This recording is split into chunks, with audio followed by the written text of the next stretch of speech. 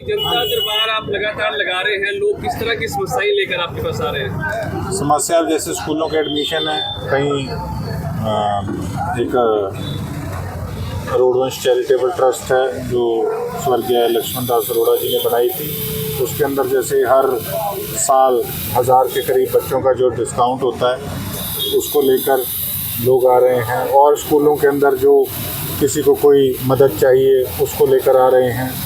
उसके साथ साथ जैसे कि रीडिंग मीटरों की सही नहीं होती, कई बार बिजली के बिल ज़्यादा बड़े होते हैं, उनको चेक करके और फिर से बिल को दुरुस्त कराने के लिए वो काफ़ी कंप्लेंट्स आ रही हैं। और पीने वाले पानी को लेके काफ़ी कंप्लेंट्स आ रही हैं। तो मैं आपके माध्यम से सिरसा वासियों को यही कहना चाहता हूँ कि जहाँ जहाँ पे पानी नहीं पहुँच पा रहा, जो भी जनता दरबार अगला लगेगा, एक तो पहले तो ये जनता दरबार का हम नाम चेंज करेंगे। ये तो मैंने तो इस प्रकार से रखा था कि दरबार जनता का है, मैं उनका सेवक हूँ, लेकिन कई बार उसको कई सजेशंस आए हैं कि ये कई बार कोई उल्टा सोच लेता है इस बात को, तो इसका हम एक नाम चेंज करेंगे। और ज़्यादातर यही प्रयास रहेगा कि गाँव में तो हमने लगाया ही लगाया, अब विधायक आपके द्वार हर गाँव में जाके, अब शहर के भी हर कोने पे जाके इस प्रकार से लोगों के बीच में बैठ के ज़्यादा से ज़्यादा समस्याओं को सुनेंगे और उनका समाधान निकालेंगे। तो जहाँ जहाँ पानी पीने वाला नहीं पहुँच पा रहा, तो वो लोग आके जो बताएंगे उस पर साथ के साथ जो है वो एक्शन लिया जाएगा। और उसके साथ साथ जो सीवरेज की समस्या है बड़े सालों से, उसके लिए भी लोग काफ़ी कंप्लेंट्स लेके आ रहे हैं, तो उनको भी जो है वो सही कराया जा रहा है। सवा साल हो गया है एक विधायक का। अगर रिपोर्ट कार्ड की बात करें तो सरकार कितनी संजीदा है? विधायक ने जो प्रस्ताव भेजे हैं कितने % सरकार ने वो पास किए हैं? मैं बताता हूँ जी, ऐसा है, आप जब ये तो बात उठा लेते हो मेरी कि मैंने सीएम साहब की तारीफ़ करी, लेकिन जो उसके अलावा बातें होती हैं आप उसको भी उठाया करिए, हाईलाइट करा करिए। सिरसा का बहुत ज़्यादा बुरा हाल है जी। आज सुबह मेरे पास फ़ोन आया, हमारे भाई साहब हैं बलजीत जी, इनका, कहते जी कुछ करो, शहर का बहुत बुरा हाल है। मैं कहा, मैंने बहुत चिल्ला चिल्ला के स्टेजों पे कहा था कि भैया बचा लो, नहीं तो शहर का बुरा हाल हो जाएगा। अब आप जाके देखो ना, सब्जी मंडी के पीछे वहाँ डंप बना रखा था, वो हमने उठवाया था। बाबा बिहारी जी के समाधि के सामने वहाँ से हमने डंप उठवाया था। उसके साथ साथ विभिन्न बाज़ारों के अंदर, कॉलोनियों के अंदर सफाई व्यवस्था हमने ठीक करी थी। लेकिन आज आप हालात देख लो क्या हालात हैं। और जल्द मैं एक आधे दिन के अंदर अंदर मेरा प्रयास है, मैं कुछ खुलासे ऐसे करूँगा कुछ सड़कों को लेके, आप जो देखेंगे उसमें किस प्रकार से पिछले समय के अंदर सरेआम ठगी ठोरी जो है वो चलती रही है और लोगों का पैसा किस प्रकार से खाया गया है नगर परिषद के द्वारा। पहले लोगों को पता ही था सारा कुछ, हमने तो लाइव जा जाके वहाँ पे सारी चीज़ें करके दिखाई, लेकिन पता नहीं लोगों को फिर भी क्या पसंद था। अब मुझे जितनी मर्जी गालियाँ निकालते जाओ, मैं तो आंखें बंद करके बैठा रहता हूँ, काट ही जाओ। नगर परिषद का काम तो नगर परिषद करेगी ना। उसके साथ साथ मेरे रिपोर्ट कार्ड की बात है।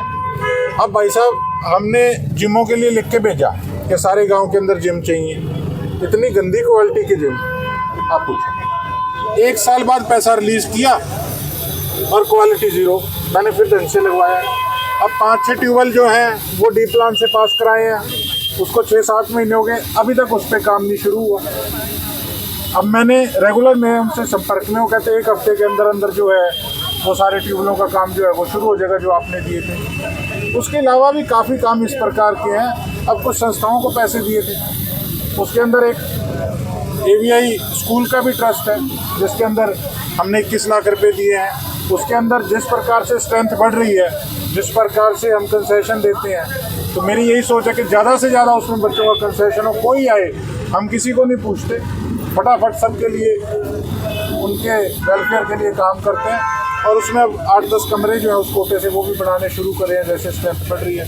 उसके अलावा जितनी गौशालाएँ हैं हमारे विधानसभा के अंदर, ज़्यादातर सभी गौशालाओं के अंदर लाख रुपया जो सहयोग है वो दिया है।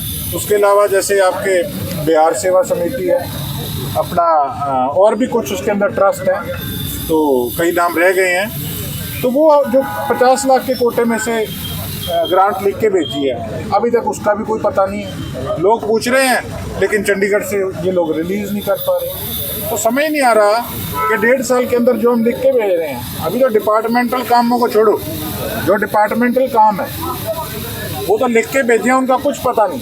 आप काटा वालों को फ़ोन करके पूछ लो, कहेंगे पैसा नहीं है। मनरेगा के जो पैसे थे गरीब जनता के, उसका अभी तक कुछ पता नहीं है। उसके साथ साथ कई योजनाएं थी जिसमें गरीब लोगों को जो मकान मिलने थे उसमें दिक्कत आ रही है, फैमिली आईडी में दिक्कत आ रही है। अब हालात देख लो, हालात तो दिन प्रतिदिन बद से बदतर होते जा रहे हैं। अब आप मेरे रिपोर्ट कार्ड को, मैं तो अब इसीलिए देखो, ऐसा है एक बहुत बड़ी उपलब्धि बड़े हॉस्पिटल की तो है ही है, लेकिन उसके साथ साथ हम चाहते हैं कि सड़क पर बैठ के लोगों के सामने हम दिखाएं कि हम कैसे काम कर रहे हैं। लेकिन सरकार की मंशा नहीं है सरसा का काम करने के लिए, ये स्पष्ट रूप से मैं आपके बीच में कह रहा हूँ। प्राइवेट स्कूल का आजकल मुद्दा उठा हुआ है। प्राइवेट स्कूलों में एक तो एडमिशन बढ़ा और एक किताबों का, उसके बारे में आप क्या कहते हैं? देखो, कई चीज़ें हैं इस सेक्टर के अंदर, कई जगह स्कूल वाले भी मजबूर होते हैं। अब जैसे मैंने एक सुझाव रखा था कि फ़ीस को कम कर दिया जाए अपने ट्रस्ट में, वो कहते हैं कि कुछ गाइडलाइन CBSE की इस प्रकार की है जिसमें फ़ीस आप कम नहीं कर सकते, पर एक्सपेंडिचर भी दिन प्रतिदिन जो है वो बढ़ रहे हैं। तो मैं ऐसे किसी पे गलत टिप्पणी नहीं करूँगा जब तक टेक्निकली उसमें गंभीरता से हम उस चीज़ को चेक नहीं करते। इन दिनों बर्निंग इशू चल रहा है राज्यसभा चुनाव के बाद, जो विवाद की स्थिति पैदा हुई कांग्रेस वर्सेस कांग्रेस की, 9 विधायकों पर ऐसी जो कार्रवाई की मांग की जा रही है लगातार, क्रॉस वोटिंग करने वाले 5 और जिन्होंने रिजेक्ट जिनके 4 वोट हुए हैं, उनके खिलाफ कार्रवाई की मांग की जा रही है। मैं तो खुद कह रहा हूँ जी कि जल्दी कार्रवाई जो है वो 5 उन विधायकों पे होनी चाहिए। बाकी 4 की बात रहेगी, उसके अंदर एक सरदार परमवीर सिंह जी का नाम जो है वो 40-45 साल पुराने कांग्रेसी हैं और उन्होंने सही तरीके से अपना वोट डाला था, इसमें कोई दुराई नहीं है, लेकिन धक्के से उनका वोट जो है वो कैंसिल किया गया। उसके अलावा BK हरिप्रसाद जी द्वारा और हुड्डा साहब द्वारा ये स्पष्ट किया गया कि जो और 3 विधायक हैं उनका जो है धक्के से वोट जो है वो कैंसिल किया गया है।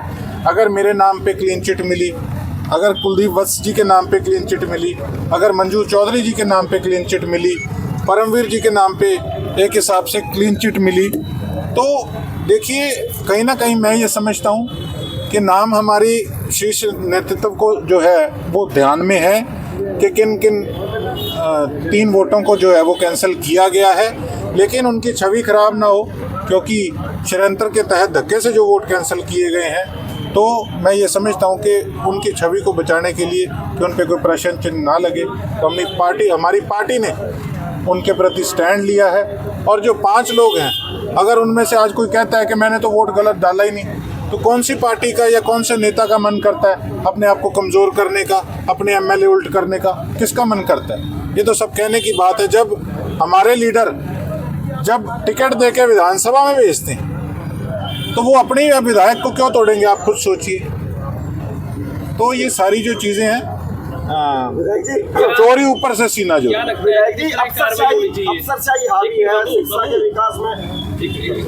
किस तरह की कार्रवाई होनी चाहिए?